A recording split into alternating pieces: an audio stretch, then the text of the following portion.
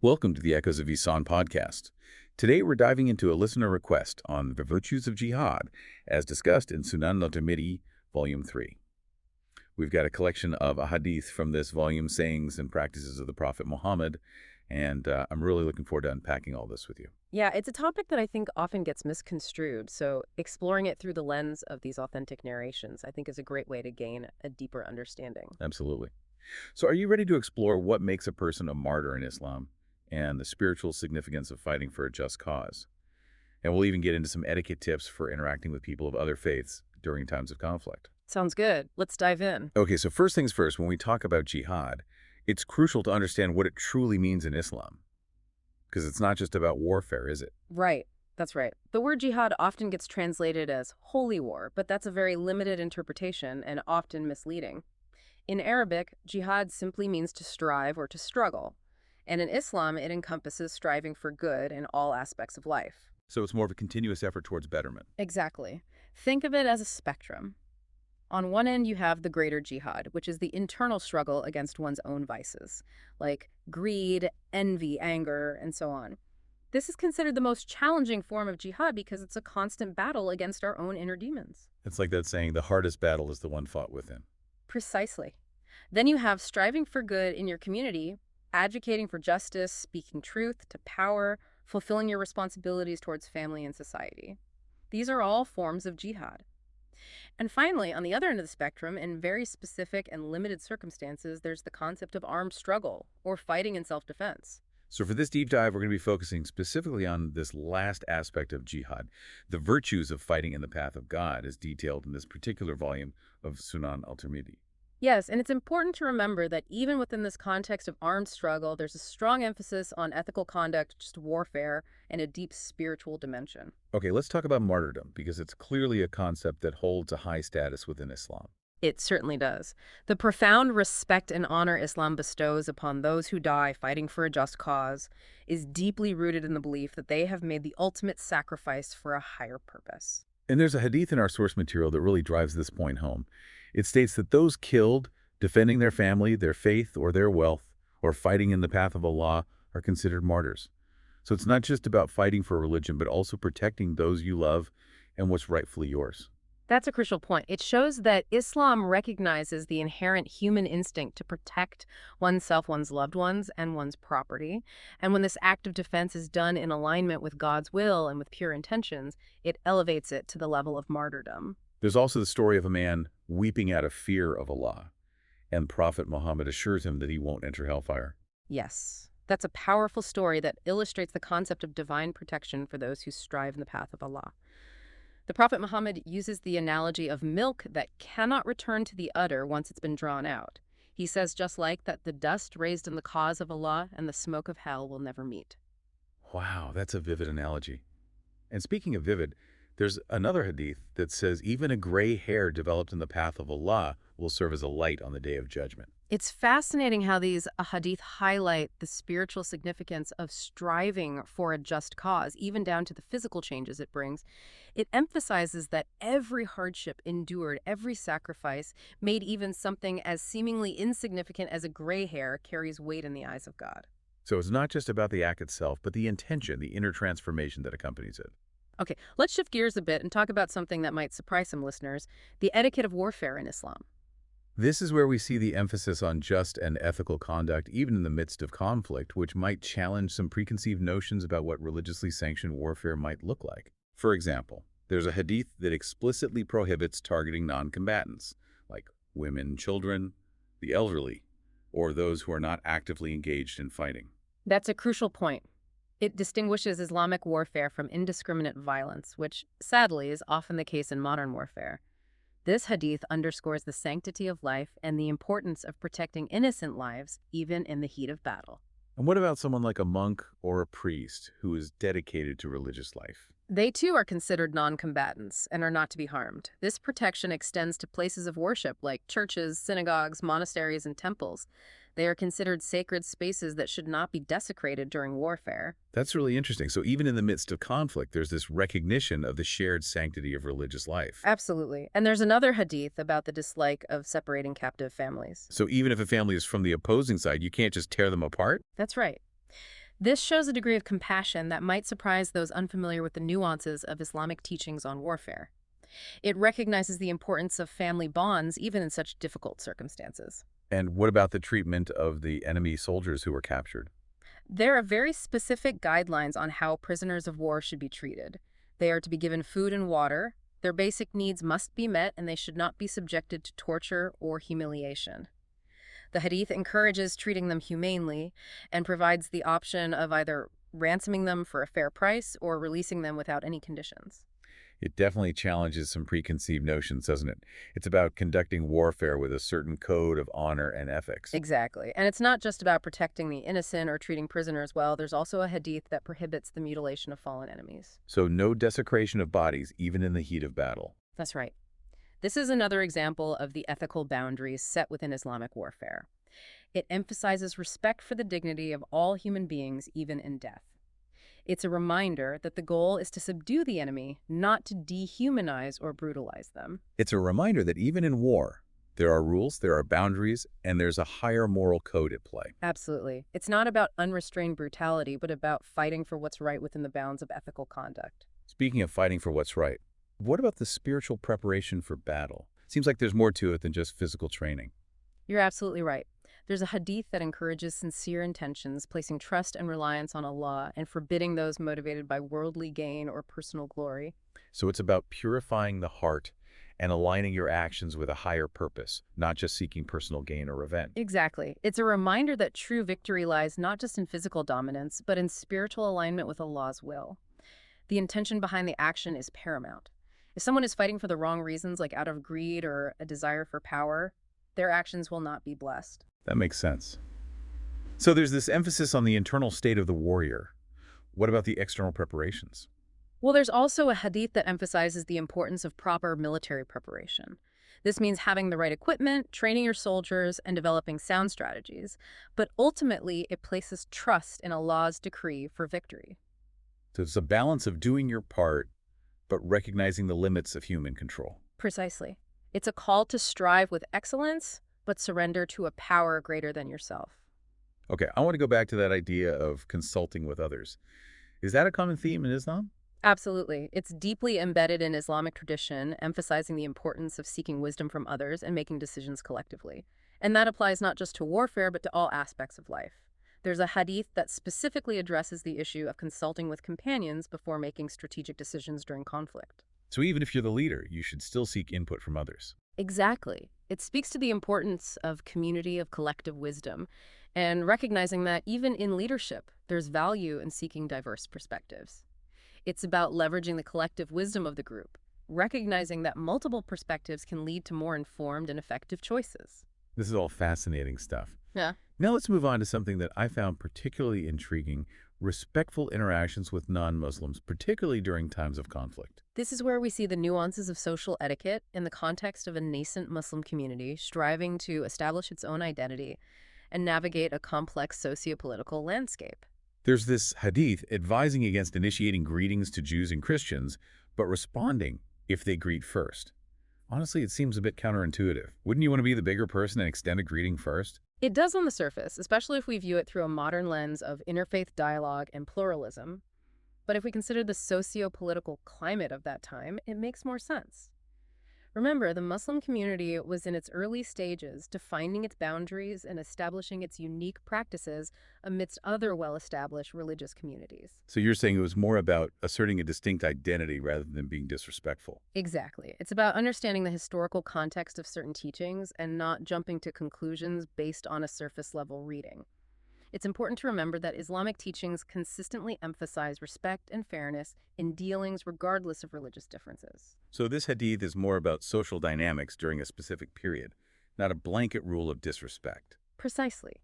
The core values of justice and kindness remain paramount in all interactions regardless of faith. You know, it's like how etiquette and social norms can change over time, even within the same culture. What might have been considered polite or appropriate in one era might not be so in another. Right, that makes sense.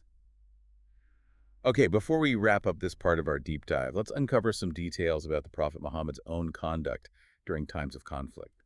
It's always fascinating to see how he embodied these teachings in his own life. There are so many stories and narrations about his character and actions, and they offer invaluable insights. For example, there's a hadith detailing his calmness and bravery during a moment of fear in Medina.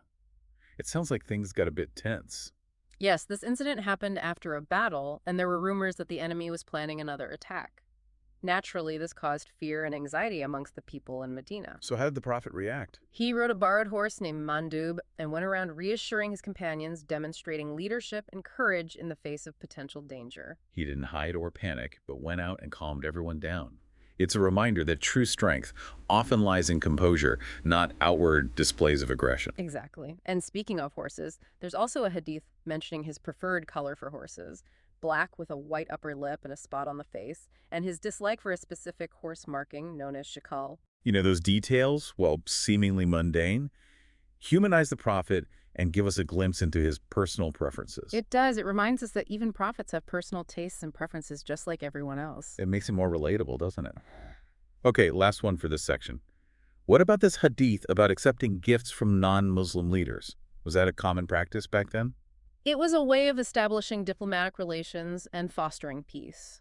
This hadith highlights the pragmatism and strategic thinking within Islamic teachings, recognizing the value of diplomacy and peaceful relations. So it's about navigating complex situations with wisdom and prioritizing the well-being of the community. Exactly. It's a demonstration of balance and strategic foresight in leadership. Remember, the early Muslim community was often surrounded by hostile forces, so establishing peaceful relations with some groups was crucial for their survival and well-being. Yeah, it really shows, the importance of thinking strategically and using diplomacy, in a world where conflict was so common. That makes me think about how some of these principles could apply to, modern-day international relations. So often we see conflicts escalate because of a lack of communication or understanding. Absolutely. Yeah. Building bridges and fostering dialogue is crucial, even with, those that we might disagree with. Okay, let's shift gears a bit and delve into another fascinating aspect of jihad, the concept of striving for justice in financial dealings. This is where the principles of honesty, fairness, and ethical conduct, I think, really come to the forefront. Islam places a high value on economic justice, ensuring that all financial transactions are carried out in a way that's transparent and equitable.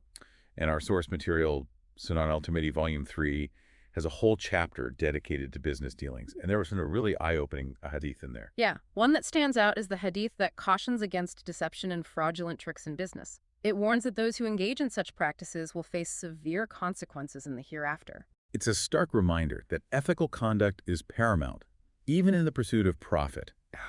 It's so easy to get caught up in, the desire to make money and forget about the principles that should guide our actions. Exactly. It highlights the importance of integrity and transparency in all our financial transactions. Think about it this way. When you're dealing with someone honestly and fairly, you're building trust. And that trust is the foundation of any healthy business relationship. There's another hadith that stresses the importance of fulfilling promises and being truthful in your dealings. It promises great rewards for those who adhere to these principles. It's a reminder that true success isn't just about material gain, but also about spiritual well-being. When you're honest in your dealings, you're not just benefiting yourself financially, but you're also cultivating a sense of inner peace and spiritual purity. And speaking of honesty, there's a hadith that specifically condemns making false oaths about merchandise to boost sales. Right. This is where the concept of gharar comes in, which refers to uncertainty or deception in business transactions. It's about ensuring that all parties involved have a clear and accurate understanding of what they're buying or selling. So like no hiding defects or exaggerating the quality of your product just to make a sale? Exactly. The Hadith states that promoting merchandise with false oaths is a grave sin, one that will not go unnoticed by Allah. It goes against the principles of transparency and fairness that should govern all business dealings. There are also specific guidelines on certain types of sales, like selling animals that haven't been milked, to deceive the buyer into thinking they'll get more milk. This practice is explicitly condemned in the Hadith, again highlighting the importance of transparency and fair dealing. The buyer should have a clear understanding of what they are purchasing without any hidden surprises or deceitful tricks. It's about building a culture of honesty and trust in the marketplace. It's amazing how these hadith address very specific situations, providing practical guidance for navigating the complexities of business dealings. They do. It shows that Islam is a religion that's deeply concerned with the practical affairs of its followers, and it provides a framework for ethical conduct in all spheres of life, including the economic sphere. It's about striving for a balance between worldly pursuits and spiritual values, ensuring that our actions are aligned with a higher purpose. Couldn't have said it better myself. You know, it's fascinating how these teachings are just as relevant today as they were centuries ago. In a world where we're constantly bombarded with ads and marketing schemes, it's a good reminder to be discerning consumers and ethical business people. Okay, let's move on to another topic that speaks to this idea of ethical conduct, the proper treatment of animals. This is an area where Islamic teachings emphasize compassion, kindness, and recognizing the rights of all living creatures. It's a reminder that our dominion over animals comes with responsibilities, not just privileges. I remember reading somewhere that the Prophet Muhammad was very fond of animals and spoke out against their mistreatment. Yes, there are numerous accounts of his kindness towards animals. For example, he once stopped his companions from disturbing a bird's nest because he saw that the mother bird was distressed. That's a beautiful story. It shows his sensitivity and empathy towards even the smallest of creatures. Exactly. And our source material contains a hadith that prohibits taking a living thing as a target for shooting practice. So no using live animals for target practice just for sport. That's right. It's about respecting the sanctity of life and not inflicting unnecessary pain or suffering on any creature. This hadith highlights the Islamic belief that all life is sacred and should not be subjected to cruelty. What about hunting for food? Is that allowed? Hunting for sustenance is permitted, but even then there are specific guidelines on how to do it ethically. The hadith emphasizes the importance of mentioning Allah's name before slaughtering, signifying that this act is not taken lightly. It's about recognizing the sanctity of life and acknowledging that we are taking a life for our own needs. And how about the actual slaughtering process? Are there any guidelines on that? Yes, the hadith specifies that slaughtering should be done in a way that minimizes the animal's suffering. The knife should be sharp. The cut should be swift, and the animal should not be made to witness the slaughter of other animals. All of these guidelines highlight the Islamic concern for humane treatment, even in the context of taking a life for food. That's very interesting. I think many people would be surprised to learn about these ethical considerations. It's a reminder that Islam is a holistic way of life, and its teachings extend to all aspects of our interaction with the world around us, including our treatment of animals.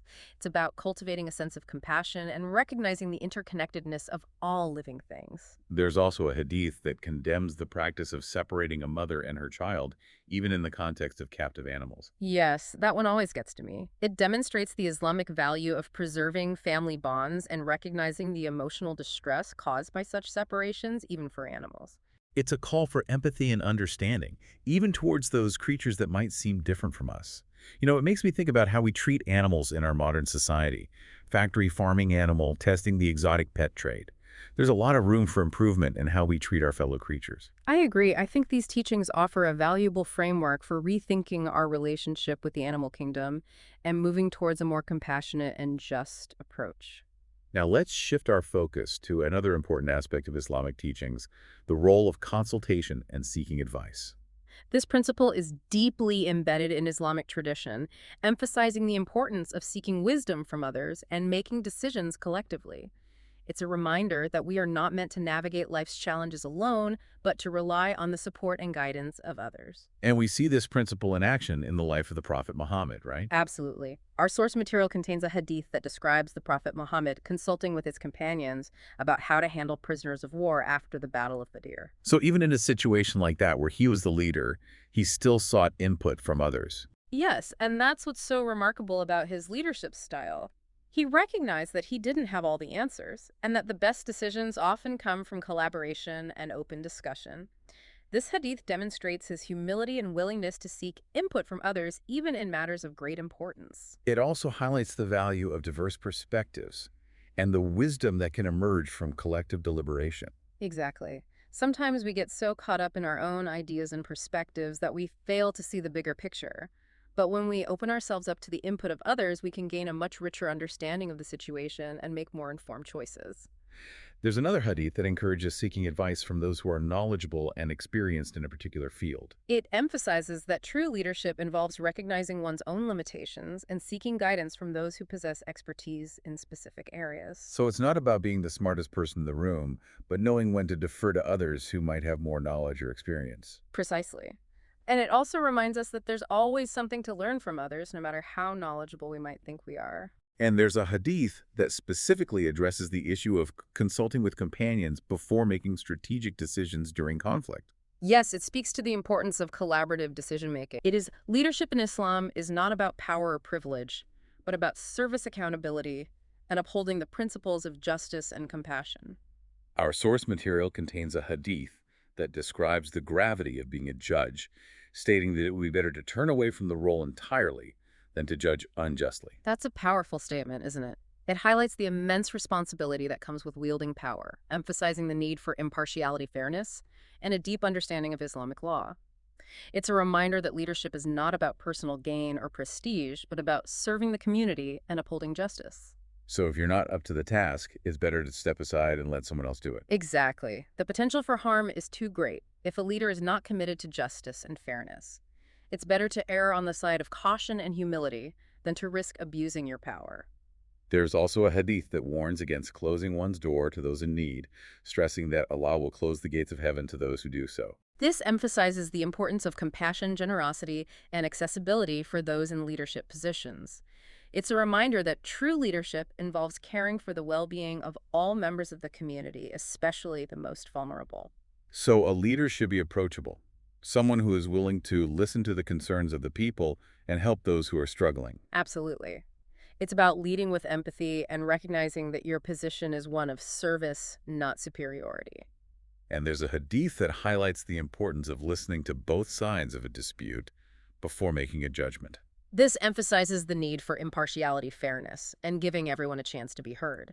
It's a reminder that true justice involves considering all perspectives and making decisions based on evidence and reason, not personal bias. It's like that saying, there are two sides to every story. Exactly. And as a leader, it's your responsibility to ensure that all sides are given a fair hearing before you make a decision. You can't just favor one side over the other or let your personal opinions cloud your judgment. These ahadith about leadership provide valuable insights into the Islamic understanding of power responsibility and the ethical conduct expected of those entrusted with guiding and governing the community. It's a reminder that true leadership is about service, humility, and a commitment to upholding the principles of justice and compassion. And these are qualities that are valuable not just for those in positions of authority, but for all of us in our families, our communities, and our workplaces. Yeah, it's really inspiring to see how these teachings emphasize, ethical leadership and holding those in power accountable. Yeah, it's a framework that, emphasizes individual accountability, but also collective responsibility. It's not just about, the leaders being righteous, but the community, holding them to those standards as well. Okay, so before we wrap up our deep dive into the Virtues of Jihad, as discussed in Sunan al Tirmidhi, Volume 3, it's been quite a journey. What are your final thoughts? It has been. It really has.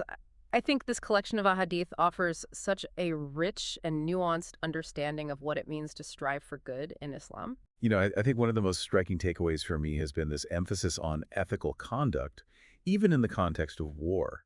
Like, it's not just about achieving victory at any cost, but upholding a higher moral code. Absolutely. And we see this in, the prohibitions against harming non-combatants or separating families or mutilating the dead.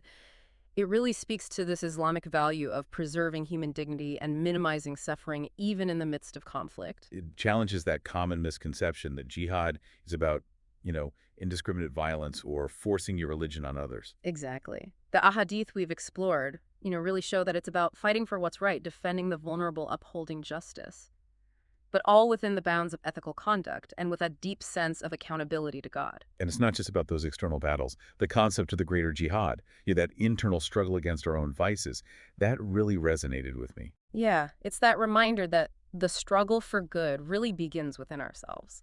Before we can fight for justice in the world, we need to conquer those negative tendencies within our own hearts, like greed, envy, arrogance, anger. It's that lifelong journey of self-improvement and spiritual growth. Precisely. And that journey is as relevant today as it was, centuries ago. The principles of courage, perseverance, sincere intention, ethical conduct that we've been talking about, these are timeless and I think universally applicable. So as we wrap up, what does all this mean for our listeners today? How can we embody this spirit of jihad in our daily lives, even outside, the context of war? That's the question, isn't it? The question we should all be asking ourselves. Maybe it's about striving for excellence in our work, no matter how small or seemingly insignificant it might seem. Or maybe it's about standing up for what's right, even when it's difficult or unpopular. Speaking out against injustice. defending those who are marginalized, using our voices to advocate for positive change. These are all forms of jihad. Absolutely. And don't underestimate the power of, small acts of kindness and compassion, a smile, a helping hand, a kind word. These seemingly small gestures can have a ripple effect and contribute to creating a more just and harmonious society. Yeah, it's about recognizing that struggle for good is an ongoing process, and it requires constant effort and a commitment to aligning our actions with our values. It's about embodying that spirit of Ihsan, striving for excellence in all that we do and making a positive impact on the world around us. And that's a beautiful note to end on. Thank you so much for joining us on this deep dive into the virtues of jihad. And to our listeners, thank you for being here with us. Yeah. We encourage you to continue exploring these concepts and see how you can embody the spirit of jihad in your own unique way. Until next time, may peace and blessings be upon you all.